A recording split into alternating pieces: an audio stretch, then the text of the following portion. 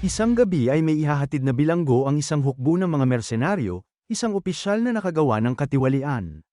Habang nasa daan ay hinarang ng isang truck ang kanilang sasakyan, pagkatapos ay dalawang miyembro ang bumaba sa sasakyan upang suriin ang sitwasyon ngunit pareho silang pinatay ng isang nakamaskara na lalaki.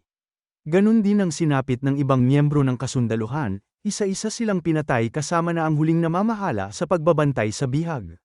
Sumakay ang lalaking nakamaskara sa sasakyan at nilapitan ang hostage, nang makumpirma na ang hostage ang hinahanap niya ay tinapos na niya ang lalaki. Mula sa puntong ito, nabunyag na ang lalaking ito ay isang international hitman na nagngangalang Scott Walker at ang hostage ang kanyang pangunahing target. Nang bumaba si Walker sa sasakyan, nalaman niya na mayroon pang isang nakaligtas na sundalo at ito ay nakatakas. Sa kasamaang palad, nakita ng sundalo ang mukha ni Walker nang tinanggal niya ang kanyang maskara kaya agad niya itong iniulat sa kanyang organisasyon. Pagkatapos ay nagpadala ang mga ahente ng organisasyon ng mga tao para sunduin siya.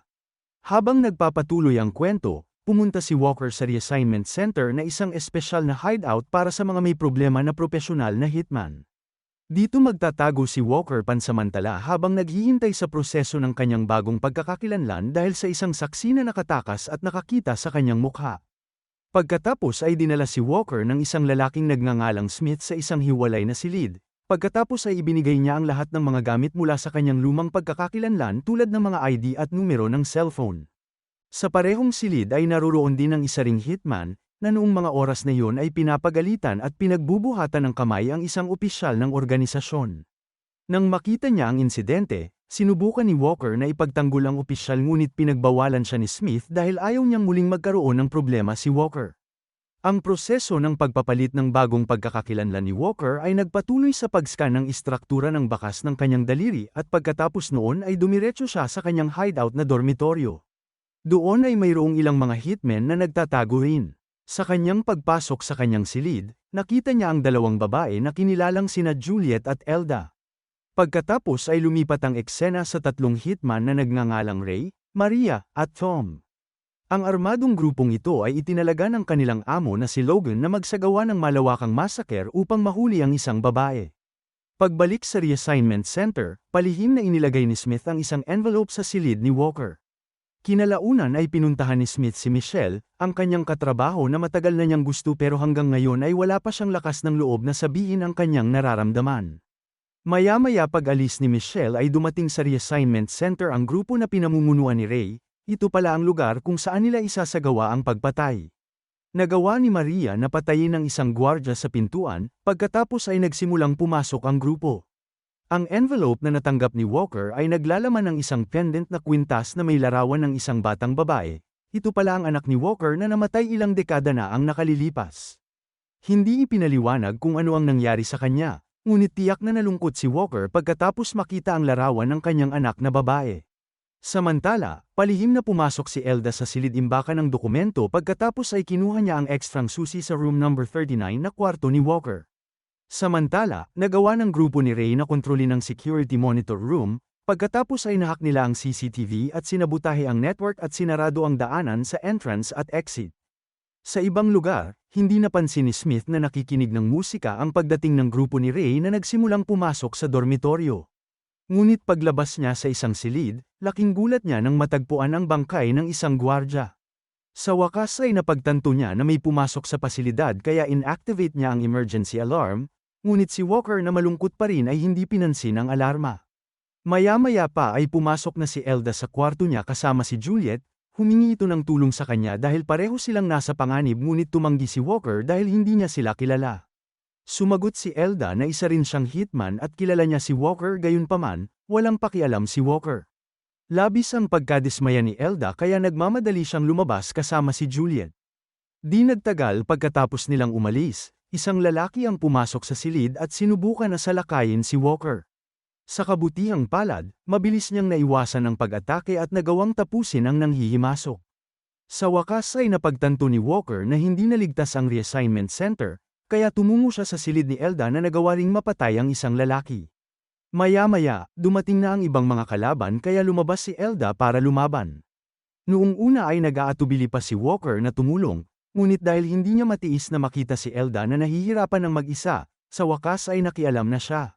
Nang maglaon, sinubukan nina Elda at Juliet na lumabas ng reassignment center at nagtungo sa silid-imbakan ng mga armas. Ngunit habang naglalakad ay muntik na silang mahuli ng mga nanghihimasok, buti na lang at dumating si Walker sa tamang oras at nagawa silang iligtas. Samantala, sa wakas ay lumabas na si Smith sa kanyang pinagtataguan. Sa wakas, nakarating silang tatlo sa silid-imbakan ng mga armas, ngunit sa kasamaang palad ay hindi alam ni Walker kung nasaan ang susi ng cabinet.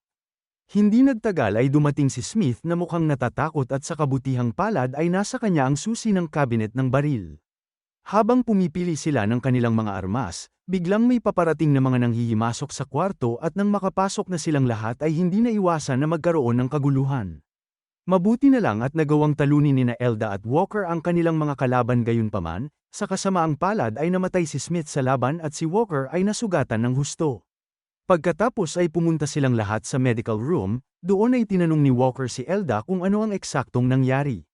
Dito ay isang bagong katotohanan ang mabubunyag, lumalabas na si Elda ay isang hitman na nagtrabaho sa isang mafia group na nagpapatakbo ng isang human trafficking na negosyo.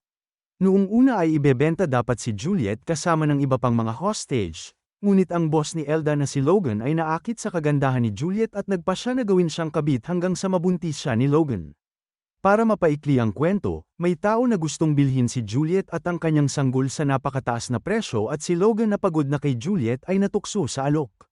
Gayunpaman, si Elda bilang isang babaeng may konsensya ay hindi nakatiis na makita si Juliet na tratuhin ng hindi makatao ni Logan kaya tinulungan niya si Juliet na makatakas mula sa punong tanggapan ni Logan. Hindi nagtagal ay nalaman ni Logan ang kinaroroonan nina Elda at Juliet na kasalukuyang nasa reassignment center. Ang grupo ni Ray ay naatasan na hulihin si Juliet at ibigay kay Logan. Ilang sandali pa, pumunta si Elda sa security monitor room para ayusin ang signal na sinabutahin ng grupo ni Ray at para makatawag sila ng tulong. Nagawa ni Elda na makapasok sa security monitor room matapos niyang paralisahin ang ilang tauhan ni Ray kahit nasugatan na siya. Samantala, nagalit si Ray nang malaman niyang marami sa kanyang mga tauhan ang napatay, kaya sa huli, sina Maria at Tom ang itinalaga upang tapusin ang kanilang misyon. Nang maayos ang signal, pumunta sina Walker, Elda at Juliet sa isang silid upang maghanap ng telepono ngunit sa kanilang paglalakbay ay muli nilang kailangan na harapin ang mga tauhan ni Ray. Pagkatapos ang eksena ay pinutol kay Maria na nakatagpo ng tatlong hitman na nagtatago, binigyan niya sila ng trabaho para mapabagsak sina Walker at Elda na may kapalit na napakataas na bayad. Sa ibang lugar ay biglang sumulpot ang isang hitman na nagngangalang Roy at nagpaputok ng baril, nagpatuloy ang palitan ng putok hanggang sa maubusan siya ng bala. Sa sandaling yun ay nilapitan siya ni Walker at binaril hanggang sa mamatay, kaya isa sa mga pinuno ng grupo ni Ray ay napatay sa wakas. Pagkatapos ay nakarating si Walker at ang dalawang babae sa silid na may telepono, ngunit sa kasamaang palad ay mayroon ng isang hitman na naghihintay sa kanila doon. Naghagis si Walker ng smoke bomb para lumabas ang hitman sa silid, at sa oras na yun ay pumasok na sa loob sina Walker at Elda ngunit sa kasamaang palad ay bumalik ang hitman at pinukpok niya si Elda sa ulo na nawalan ng malay. Pagkatapos ay nakipaglaban siya kay Walker, at nabigla si Walker sa husay ng hitman. Sinubukan ni Juliet na tulungan si Walker, ngunit ang kanyang mga pagsisikap ay walang kabuluhan.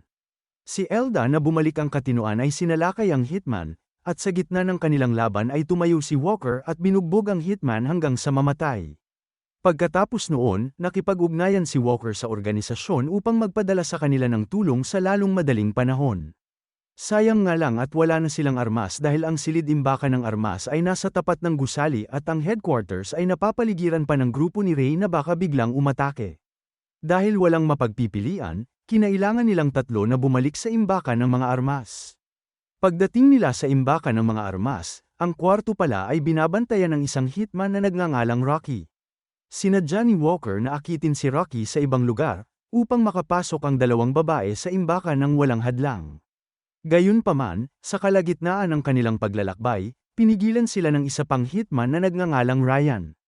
Samantala, sina Walker at Rocky ay nagsimulang maglaban gamit ang kanilang mga kamay, si Walker na pagod na ay madaling napabagsak ni Rocky. Lumipat ang eksena kay Elda, na sa sandaling yun ay nagbigay ng hudyat kay Juliet na tumakas habang sinusubukan niyang lumaban kay Ryan. Ngunit sa kasamaang palad, si Elda ay madaling nasaksak ni Ryan, habang patuloy pa rin ang laban sa pagitan nina Rocky at Walker, na sa pagkakataong ito ay pumabor kay Walker na sa wakas ay nagawang mapatay si Rocky. Pagbalik kay Elda, papatayin na sana siya ni Ryan nang magpasya itong habulin na lang si Walker sa paradahan ng sasakyan at hindi niya napapansin na nakapasok na pala siya sa bitag ni Walker. Nang malapit na si Ryan sa isang kotse, pinasabog ito ni Walker kung saan namatay siya sa pagsabog. Nang papunta na si Juliet sa imbakan, nasundan siya ni Maria at nahuli. Sa wakas ay dumating si Walker sa imbakan at nalaman na ang kanyang bagong pagkakakilanlan ay matagumpay na nagawa kasama ng malaking pera. Nalungkot si Walker dahil marami sa kanyang mga inosenteng kasamahan ang namatay sa kamay ng grupo ni Ray. Pagkatapos ay nagpakita si Elda at sinabi sa kanya na si Juliet ay dinukot ng grupo ni Ray. Gayunpaman, si Walker na nalulungkot ay nagdadalawang isip na sumama kay Elda upang iligtas si Juliet. Dahil dito ay tinanong ni Elda kung makakaya ba niya kung matutulad si Juliet sa nangyari sa kanyang asawa at anak na babae. Alam na pala ni Elda ang background ni Walker. Ilang dekada na ang nakalipas, ang asawa at anak ni Walker ay pinatay ng kanyang mga kaaway, isang grupo ng mafia na nagpapatakbo rin ng negosyong human trafficking. Gayunpaman, nanatiling walang malasakit si Walker, iniisip na ang pagtulong kay Juliet ay wala sa kanyang negosyo. Dahil walang pagpipilian, mag-isang umalis si Elda, habang papaalis sa reassignment center, hindi sinasadyang natagpuan ni Walker ang isang kwintas na pagmamay-ari ng kanyang namatay na anak na babae. Dahil sa kwintas ng kanyang anak, nagpasya si Walker na iligtas si Juliet. Habang nasa ibang lugar, pinagmamasdan ni Elda sina Maria at Ray na ibibigay na sana si Juliet kay Logan. Nang papaalis na sila ay nagpakita si Elda at umatake. Gayunpaman, nabigo ang kanyang mga pagsisikap, at nang akmang papatayin na ni Ray si Elda, biglang sumulpot si Walker at inatake si Ray. Pagkatapos ay naglaban ang dalawa sa isang matinding laban, kasabay nito ay nakipaglaban din si Elda sa isang tunggalian laban kay Maria. Ang pagod na si Walker ay tila nalulula laban kay Ray, ngunit sa kabaligtaran, nagawa ni Elda na tapusin si Maria nang walang kahirap-hirap. Matapos tapusin si Maria ay sinubukan ni Elda na tulungan si Walker, na sa kalaunan ay nasagasaan hanggang sa mapatay ng kanyang sariling sasakyan na minamaneho ni Juliet. Sa parehong oras, dumating ang mga kasamahan sa organisasyon ni Walker sa lugar kung saan sila naroroon. Pagkatapos, ibinigay ni Walker kay Juliet ang pera na mayroon siya para sa kapanganakan ng kanyang anak, at pagkatapos ay tumawag si Walker mula sa kanyang organisasyon, na magbibigay sa kanya ng kanyang unang misyon sa ilalim ng kanyang bagong pagkakakilanlan. Gayunpaman, bago siya pumunta sa kanyang bagong misyon, kailangan pa ring kumpletuhin ni Walker ang isang huling misyon sa ngalan niya, na patayin si Logan, dahil ang kamatayan lamang ni Logan ang magpapaligtas kina Juliet at Elda. Nakarating na si Walker sa punong tanggapan ni Logan at agad siyang pinatay ng walang maraming salita. Sa pagtatapos ng kwento, sa wakas ay nabuhay ng maligaya sina Elda at Juliet. Salamat sa panunood. Para lagi kayong updated sa susunod na kwento, mag-subscribe at siguraduhin na naka-on ang notification bell. Ingat!